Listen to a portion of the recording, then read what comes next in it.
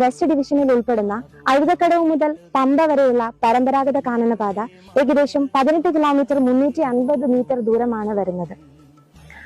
അഴുതിയാറിന്റെ തീരമായ അഴുതക്കടവിൽ നിന്ന് ആരംഭിച്ച് 1.5 കിലോമീറ്റർ ദൂരം സഞ്ചരിച്ചാൽ എത്തിച്ചേരുന്നത് കല്ലിടാംകുന്ന് എന്ന സ്ഥലത്താണ്. കല്ലിടാംകുന്നിൽ നിന്നും 2.5 കിലോമീറ്റർ പോയാൽ മുക്കുഴി എന്ന സ്ഥലത്ത് എത്തിച്ചേരും. മുക്കുഴിയും അഴുതക്കടവും 2 മെയിൻ ഗേറ്റുകളാണ് നമുക്ക് പരമ്പരാഗത കാനനപാതയിലേക്ക് പ്രവേശിക്കുവാനുള്ളത്. ഈ 2 ഗേറ്റുകളും തുറക്കുന്നത് ബഹുമാനപ്പെട്ട ഇടുക്കി ജില്ലാ കളക്ടറുടെ ഉത്തരവ് പ്രകാരമുള്ള സമയക്രമം പാലിച്ചായിരിക്കും.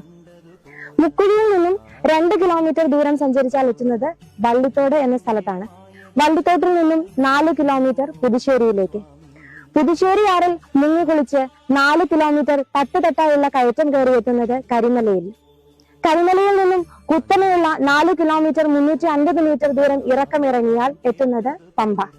ഇനി പമ്പയാറിൽ മുങ്ങിക്കുളിച്ച് 4 കിലോമീറ്റർ ശബരിമലയിലേക്ക്.